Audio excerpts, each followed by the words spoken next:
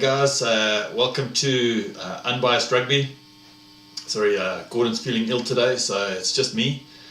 But what I'm going to do today is I'm going to actually finish my shows on Springbok selection, because obviously the team's going to be announced fairly soon. I'll give you some of the criteria that I used for, because it took me a while to get up to this point. And I've got so many people that comment on my channel. Daniel, Morris, Conke, Martin, Leon, Brandon, and they all sent in their ideas of a team and players, and it was amazing that some of the things that I thought was like real sure players. I think everyone actually had some different ideas. It's amazing how rugby can be so diverse, and people have so many different ideas, and there's so many different rules and interpretations. But let me get back to what I was talking about. So I'm going to actually break the recording up, because I actually did a screen grab where I can actually show the players that I've chosen. What I did was I took my golden rule is I always choose local players first. For almost every position, I try to look at almost every single position and try to look at as many players as I can, and try to choose the local player first. The local player maybe not as good as the international player, but I've got to give preference to the people that are local. I also look at people that are on form, and I try not to look at history. Some players you do. There's history and they're on form, which is a real bonus. There's obviously been quite a few injuries that have happened at the moment. Like I think when I was doing the things, everyone chose Malcolm Marx for number 2, and now he's injured. So, which is a bit of a problem. I remember when I initially did the locks, I was talking about inexperienced, but he's also injured. Just hold on a second, guys.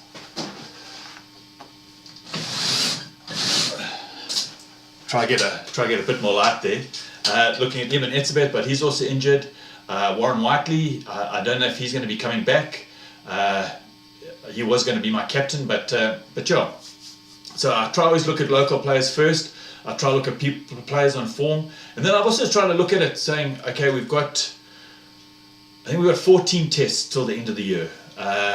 We've had quite a few problems for the last few years, and we've literally got 14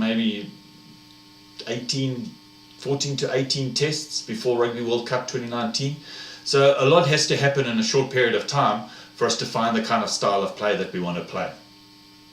So yeah, I've gone with some very, very inexperienced players, but players that are on form. But like I said, this is just my opinion. And I'd like to see your opinion down below. I'm going to paste my list down below, and it'd be nice to see what you think.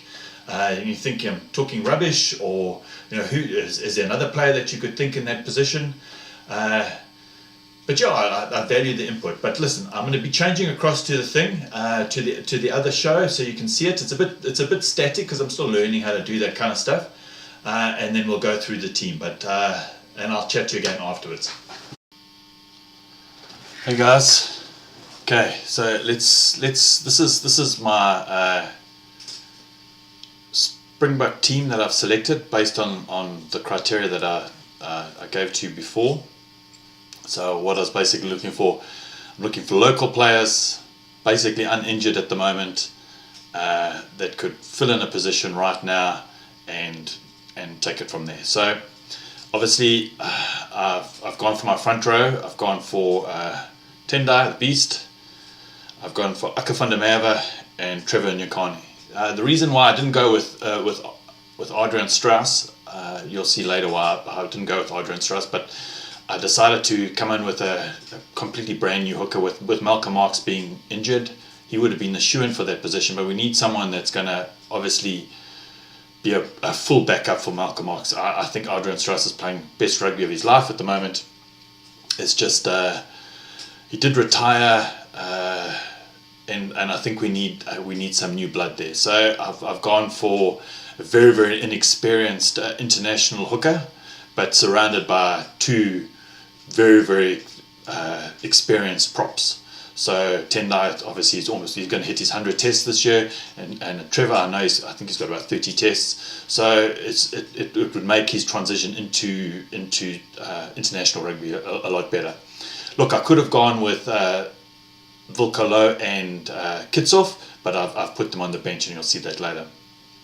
Okay, next I've got Kolisi on I think it's 6, and as captain. I would have taken Warren Whiteley as captain, but he's still injured at the moment. We don't know if he'll be back. We don't know if he'll have enough game time before the June tests. And so yes, I think for me, Kolisi is the next step in line. For the lock pairing, I've gone for Lood De Jager and Pieter-steph. I think Lood's playing incredible rugby this year. He's scoring tries, he's breaking the line, he's becoming a more all-round footballer. He's brilliant. I think he's physical, he brings that enforcer kind of role. Pieter-steph is just like a work engine. He's always up at the breakdown. It's what's it called? It's that hard work off the ball. Getting up, getting in position, doing the next tackle, and he brings that in spades.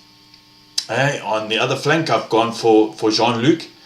I think he's one of probably our best 7 at the moment. He's very physical, very direct, very good with the ball, very good at the breakdown. I just think he's an incredible flanker. And I've actually now gone for his brother at 8th man.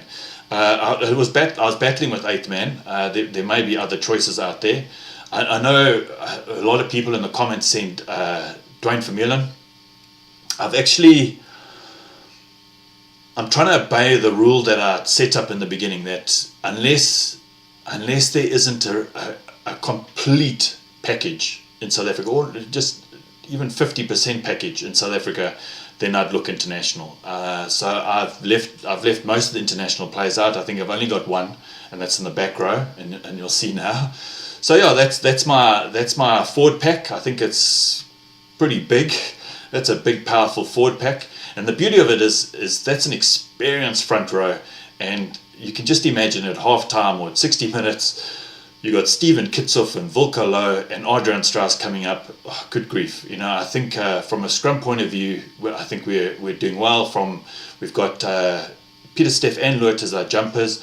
I'm not sure if Jean-Luc has been jumping lately, but yeah, I think we've got. I think that's a great forward pack. Next, we'll go through to the back row that I chose. Okay, I've got Faf at 9, and you see he's the only player that I've got that's international. Because in all honesty, I don't think we've got. I'm not saying he's the best number 9 for us.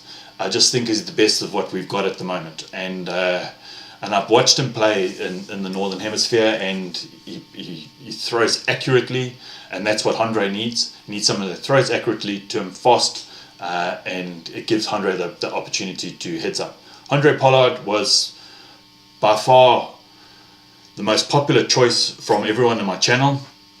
I think he got 6 votes or 7 votes, and Yankees got 3. There were no other choices for that position, so I've put him at that position, and he's playing exceptional rugby this year. Next, I've gone for Damian de Allende. I think that's how you pronounce it. I know that he had an atrocious game against, I can't remember who it was, but he did that kick last year, and it was like a brain fart moment. But he's playing incredible rugby this year. Very, very strong, very, very direct, knows how to tackle. So I've gone with him at inside centre, and I think he's the right person for that position. Outside centre, I've gone for Jesse Kriel, also a player that also got under a lot of criticism last year, but I think under the right coaching, the right structures, I think he has improved. Look, normally I have Jan Surfontein or something like that, but he's gone. He's gone overseas, and I'm always going to take a local player over an international player, and I think Damian de Allende at the moment is playing brilliant rugby, and so he's chosen. So I've actually gone now for the very inexperienced back 3. Like that's seriously inexperienced. I think only Warrick Gelant has played Springbok, and sure, he had an atrocious game. But when is somebody going to give Makazolo Mapimpi a chance at Springbok level? The guy's played 18 months of rugby, top try scorer in Super Rugby 2017, top try scorer in Pro 14. Now he comes back for the Sharks, scores a try almost every single game. The guy's a finisher. You can't deny it. He finishes. He's in the right place at the right time. It's time. On the other side, I've got Aphiwe Dyantyi. I think he's playing exceptionally well for. Actually, I don't know if he's injured. I actually put him in there, and I wasn't 100% sure. But I think I did see him play on the weekend. So I've put in somebody who's on form, who's scoring tries, playing well at Super Rugby level, and it's time. And then at fullback, I've gone for Warrick Gelant.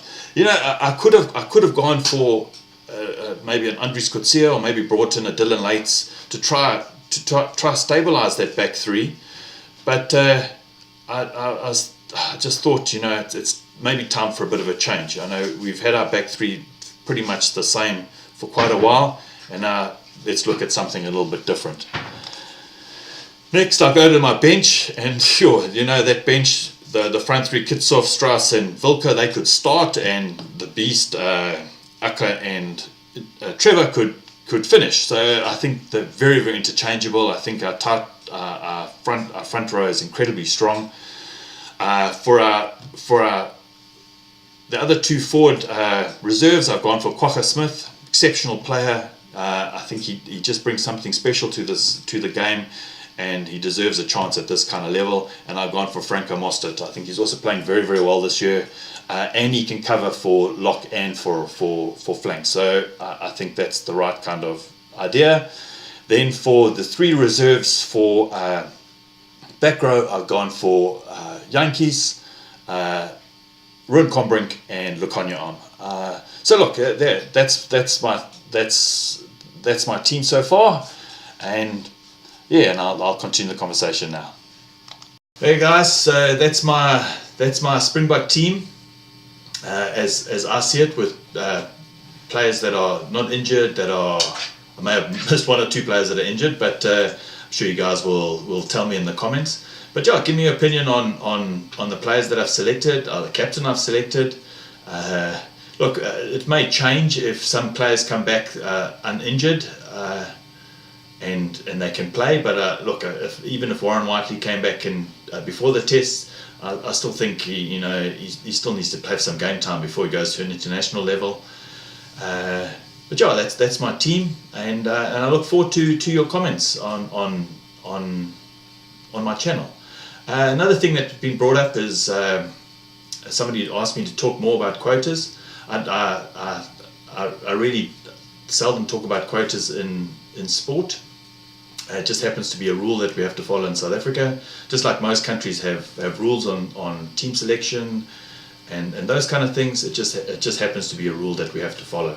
And I know people have strong opinions about it, but I'd like my channel to be about the rugby, about the gameplay, about great passes, great moves, player development, and just being positive. And so that's why I steer clear of it, and